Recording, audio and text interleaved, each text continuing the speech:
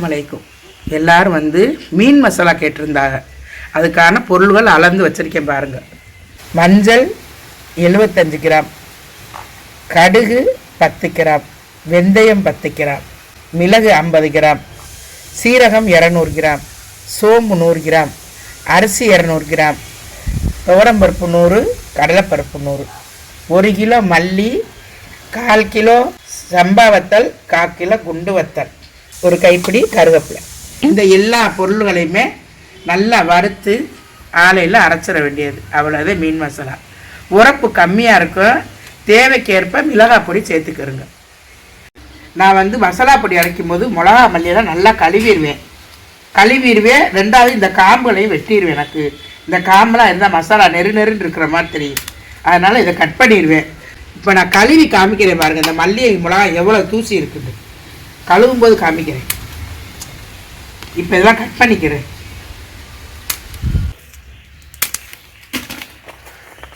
சுத்தமாக அப்படி எடுத்துகிட்டு மசாலா பொடி எடுத்து வலுவலுன்னு இருக்கும். மசாலா பொடி நெருன்னு இல்லாமல் எப்படி அழகாக வலுவலுன்னு இருக்கு பற்றியா. இப்போ இதில் தண்ணி ஊற்றி அலச போகிறேன்.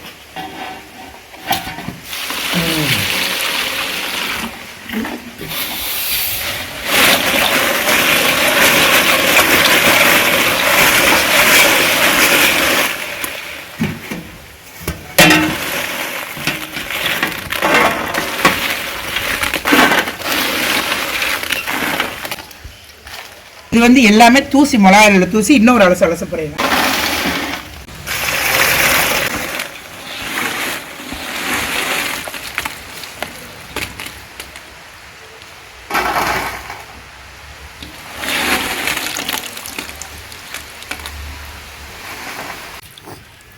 அலசி எடுத்தாச்சு.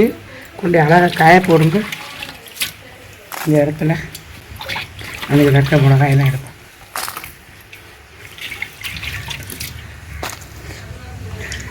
அடுத்து மல்லி,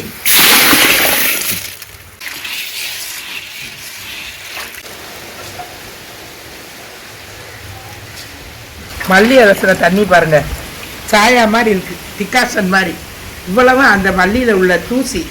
மல்லியை வந்து அறுவடை செய்யும்போது சாணியை வந்து கரைச்சி இடத்துல வந்து தொளிச்சு விட்ருவாங்க தரையில். அந்த இடத்துல தான் கொண்டுட்டு போய் மல்லியை காய போடுவாங்க. களம்னு சொல்லுவாங்க. அந்த களத்து மேட்டில் சாணியை கரைச்சி தொளிச்சு விட்ருவாங்க. தொளிச்சு நல்லா வலுவலுன்னு இருக்கும் அந்த இடம். அந்த இடத்துல வந்து இந்த மல்லியை காய போடுறது. ஈர மல்லியை காய போட்டு எடுத்து வரும்போது அது சாணி தூசி எல்லாமே இருக்கும். அது பாருங்கள் இவ்வளோ அழுக்காக இருக்கும். இதெல்லாம் கழுவி எடுத்துருவேன் நான் மசாலா பொடி அரைக்கும் போது. இது இருந்தால் எனக்கு மனசுக்கு திருப்தியாக இருக்காது, அதனால் எடுத்துருவேன்.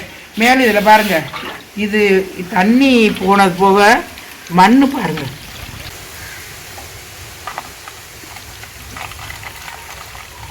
இது பாருங்க எவ்வளோ மண்ணுன்னு பாருங்கள். இந்த மாதிரி மண்ணெல்லாம் எல்லாமே வந்துடும் மசாலா பொடி அரைக்கும் போது சுத்தமாக. அதுக்காக அலசிடுறது நாங்கள். இது 2வது தண்ணி.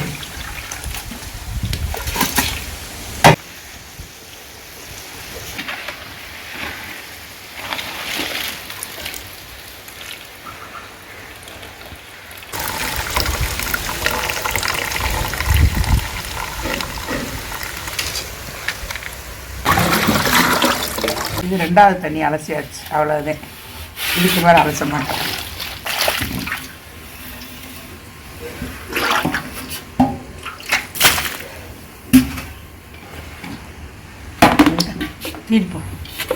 தீர்ப்போம் மாதிரி வெயில் வந்துருச்சுமா.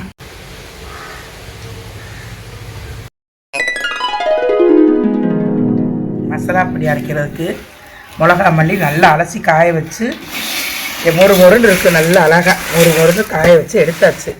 இப்போ இந்த மசாலா எல்லாத்தையுமே வறுத்து இதில் போட போகிறோம். ஃபஸ்ட்டு மஞ்சள், சும்மா இதாக இருக்குது. மஞ்சளை வந்து மசாலாவில் போட்டுட்டு பிஸ்மில்லாண்டு அரிசியை பொரித்து போட போகிறோம். 2 அளவு அரிசி. ரேஸ் அரிசி வந்து போடக்கூடாது, நல்லா இருக்காது. மசாலாவுடைய வாடையே வேறு மாதிரி ஆயிரும். அதனால் சாப்பாட்டு அரிசி போடணும். அரிசி வந்து நல்லா பொரிஞ்ச பிறகு தூக்கி போடணும். அப்போ நல்லா வாசமாக இருக்கும் மசாலா. அரிசி நல்லா பொரிஞ்சிருச்சு. இப்போ பொரிஞ்ச உடனே இந்த மசாலாவோட தூக்கி போட்டுறது. அடுத்து வெந்தயம்.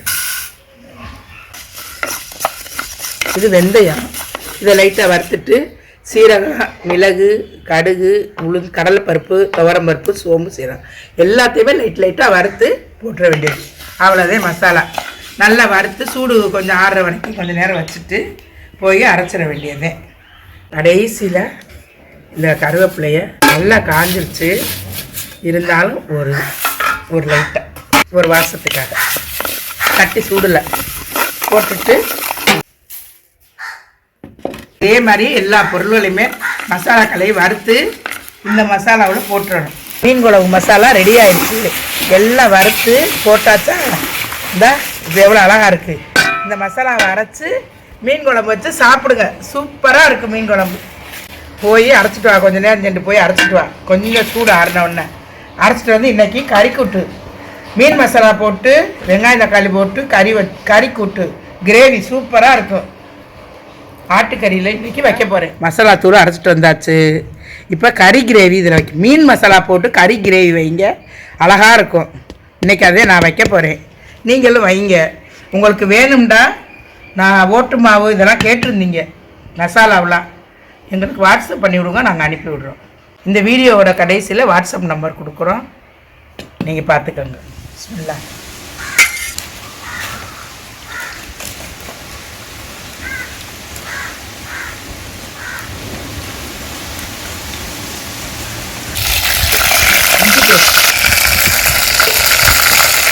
இஞ்சி பேஸ்ட் வந்து நான் முதல்ல போட்டுருவேன். எனக்கு போட்டாலே அந்த வாசனை நல்லா பொரிஞ்சு இஞ்சியோட வாசனை இதாகும், நல்லா தெரியும். அதுக்கப்புறம் வெங்காயம், தக்காளி, பச்சை மிளகாய். 1 கிலோ கறிக்கு 2 பெரிய வெங்காயம், சின்ன தக்காளி 2, பச்சை மிளகாய் 2 எல்லாத்தையும் போட்டுடுறேன்.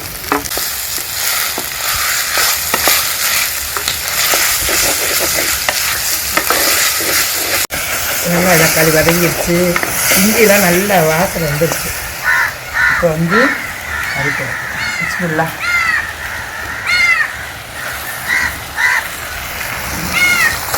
இப்போ இந்த கறிக்கு வந்து நம்ம வீட்டில் அரைச்சி வச்சுருக்கிற மீன் மசாலா தூள் தான் போடுவோம். நாங்கள் போட்டாலே இந்த கறிக்கு நல்லாயிருக்கும். கறி மசாலா தூள் போட்டால் நல்லா இருக்காது, நல்லா தெரியாது அந்த கிரேவி. அதனால் இப்போ மீன் மசாலா போட போகிறேன். நம்ம அரைச்சி வச்சுருக்கிற மீன் மசாலா. இந்த கூட்டுக்கு இந்த மீன் மசாலா போட்டு செஞ்சால் ரொம்ப நல்லாயிருக்கு. இது நல்லா ஒரு நாளைக்கு செஞ்சு பாருங்கள் எல்லோரும். 2 ஸ்பூன் மசாலா.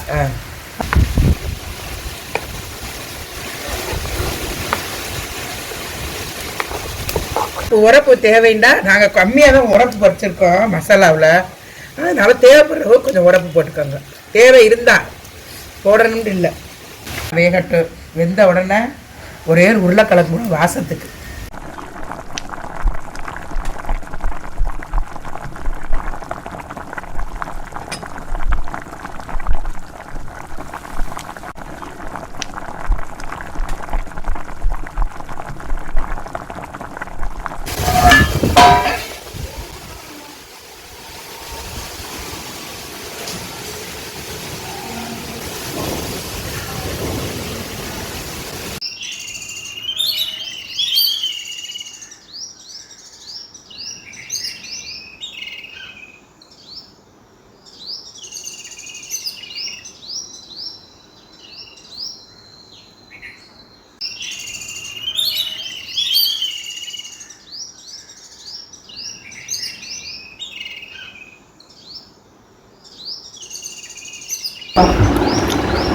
தென்காசியில் முதியோர்களுக்கு உணவு அனுப்பப்பட்ட முதியோர்கள்